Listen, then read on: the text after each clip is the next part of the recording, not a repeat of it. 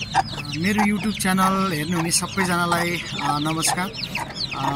मैले आज फेरि यो मसँग यो माउ आफैले फाइटरको पोथ्यो, माउ आफैले निकालेको चल्लाहरू मसँग कतिवटा माउले चल्लाहरू निकालेछ भनेर म तपाईहरुलाई आज देखाउन गइरहेको छु। यसले चाहिँ आफै चल्ला निकालेर पनि आफै नै हुर्काइरहेको छ र उतापट्टि पनि अर्को माउ पनि छ। म तपाईहरुलाई अहिले एकछिनमा देखाउँछु। यो चाहिँ माउले निकालेको चल्ला चाहिँ एकदमै हेल्दी हुन्छ है र माउ आफैले हुर्काएको चल्लाहरू चाहिँ एकदम रोगहरू कम लाग्ने पनि हुन्छ। म तपाईहरुलाई यो चाहिँ फर्स्ट यो मेरो पहिलो चोटि नै हो यो माउले निकालेको र यो चाहिँ फर्स्ट चल्लाहरू है। यसमा चाहिँ विभिन्न थरीको चल्लाहरू पनि छ। फर्स्ट हो र यो पनि माउ चाहिँ फर्स्ट नै हो, तर यहाँ चाहिँ यो कोरमा चाहिँ सेकेन्ड। यहाँ पनि विभिन्न थरीको चल्लाहरू छ। त्यो अघि मैले उतापट्टिको देखाएँ तपाईहरुलाई, यो चाहिँ छुट्टै हो।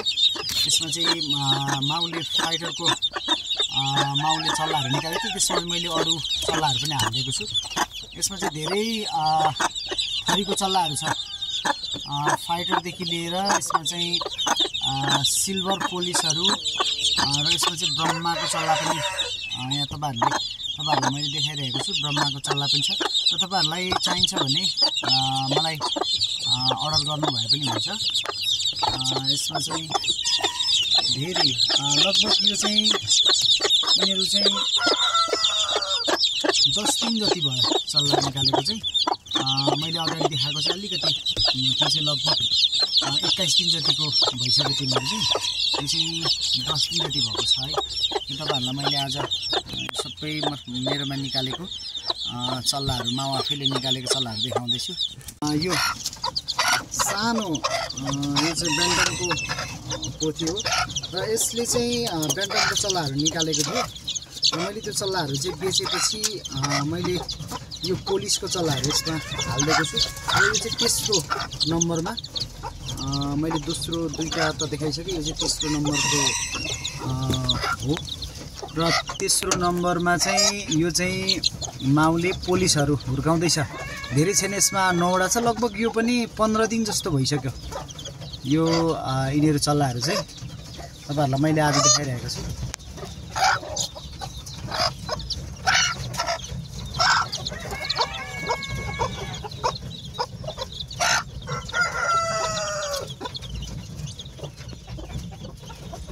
यो चौथो नम्बरमा चाहिँ इङ्ग्लिस बेन्टमको पोथी हो यो व्हाइटमा, र यसले पनि चल्लाहरू निकालेको थियो र मैले यसलाई चाहिँ यस्तो चल्लाहरू पनि मैले बेचिसके पछाडि चाहिँ यसलाई चाहिँ मैले मिक्स चल्लाहरू, यसमा चाहिँ याको हामाको पनि छ र अनि यसमा चाहिँ एकदम सानो स्याक्किनी लोकलको चल्लाहरू पनि छ र यसमा आउल पोलिसको चल्लाहरू सबै मैले त्यो मिक्सहरू चल्लाहरू चाहिँ दिएर यसले चाहिँ हुर्काउँदैछ अहिले राम्रोसँगले। यो माउ आफैले हुर्काएको चल्लाहरू हो, यस्तो राम्रोरी हुर्काउँछ माउ आफैले चाहिँ। त्यो भएकोले तपाईहरुलाई मैले आज चाहिँ यो चौथो नम्बरमा यो देखाएँ र यो चाहिँ 5औं नम्बरमा चाहिँ यो चाहिँ पोलिसले चल्ला आफै निकालेको छ र यसमा चाहिँ मैले अरू चल्लाहरू पनि लगाइदिएको छु। यो ब्रह्माको चल्लाहरू र यसमा चाहिँ पोलिसको चल्लाहरू पनि छ, आउल पोलिसहरू पनि छ। यो चाहिँ सिल्भर पोथी हो यो र यसले चाहिँ आफै नै चल्लाहरू एकदम राम्रो निकाल्छ। यो फ्रेन्ची ब्रिड अन्तर्गत चाहिँ मेरोमा प्राय सबै यिनीहरू चाहिँ ओथ्रा बसेर आफै चल्लाहरू निकाल्छ र माउले निकालेको चल्लाहरू हेर्नुहोस् कस्तो हेल्दी हुन्छ र एकदम तपाईहरुले पनि हेर्न सक्नुहुन्छ। नत्र भने पोलिसको चल्लाहरू हुर्काउनलाई एकदम गाह्रो हुन्छ, तर माउसँग चाहिँ यसरी एकदम राम्रोसँगले, किनकि गर्मी महिनामा हामीले यति धेरै चल्लाहरू दिएर पनि हुर्काउन सकिन्छ, किनकि धेरै तातो चाहिँदैन। र यो माउ आफैले निकालेको चल्ला लगभग यिनीहरू चाहिँ 1 महिनाको भइसक्यो। यिनीहरू 1 महिनाको हुँदाखेरि चाहिँ यिनीहरूमा खासै त्यस्तो केही समस्याहरू छैन, एकदम राम्ररी हुर्केको छ। यो तपाईहरुलाई मैले चाहिँ आज चाहिँ कतिवटा माउले मसँग चल्लाहरू निकालेको छ भनेर देखाउन गइरहेको छु।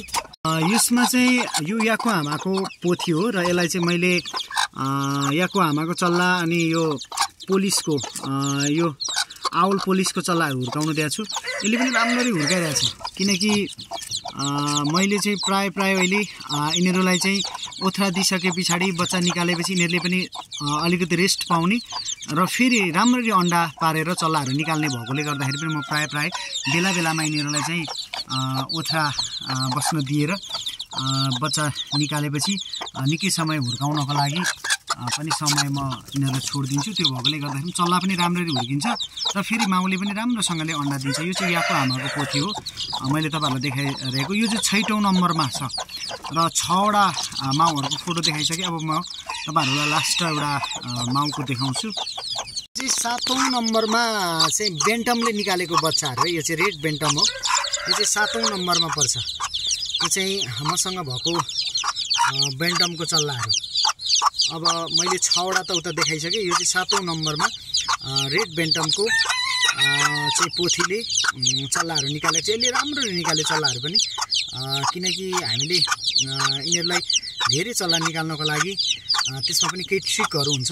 अब तपाईँहरूलाई पनि म त्यो सिकाउँला। र यो चाहिँ यसमा चाहिँ यति धेरै चल्लाहरू चाहिँ यो गर्मी टाइममा, जाडोमा चाहिँ अलिकति गाह्रो हुन्छ, तर गर्मीमा चाहिँ यति धेरै भए पनि मजाले हुर्काउँछ। पोथी सानो भए पनि है त।